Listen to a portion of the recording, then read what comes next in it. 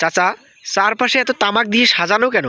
বাবা এটা রংপুর জেলা বাবা, এখানে তামাক দিয়ে রংপুরে সেরা। না, আমি বিশ্বাস করি। না। রংপুর শহর রংপুর শহর আর কি তামাক দিয়ে সেরা বাহে।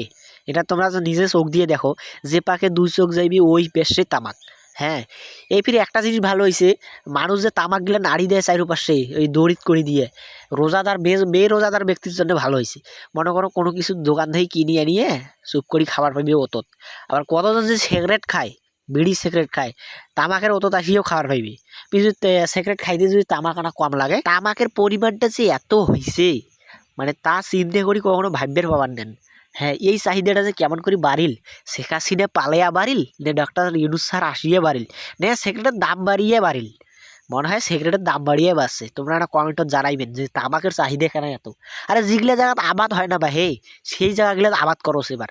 চিন্তা করা যায় যেগুলা জায়গাতে আমরা সামনেবার জায়গা পড়ি আসলে ফুটবল খেলাছি, ক্রিকেট খেলাছি, বিকেলবেলা আর কি ওই জায়গাত বসি আসলো, একটা না একটা খেলা খেলাছি। মোর সাইডত খাড়া হয়ে আছে, এক আছে কি বক বক না করি মুখো আনা দেখাও, তা দেখানু। তারপরে এই যে দুইজন মকবল আইসছে, এই পাশে ফির আর একজন বেসন বাড়ির জন্য তৈরি করেছে। এই যে মকবর, দুইজন মকবর কাছে কিরে ভিডিও করেছিস, কর কর। হ্যাঁ, দেখো মাঝে ওদি আইসছে ওপাশেও তামাক। এই রংপুর শহরে তামাক দিয়ে যদি বাংলাদেশের ঋণটা পরিশোধ হয়, তাও তো ওটা ভালো একটা কাজ, বোঝেন নাই? তা ঠিক আছে, সবাই ভালো থাকবেন। আসসালামু আলাইকুম। ভিডিওটা দেখতে থাকুন।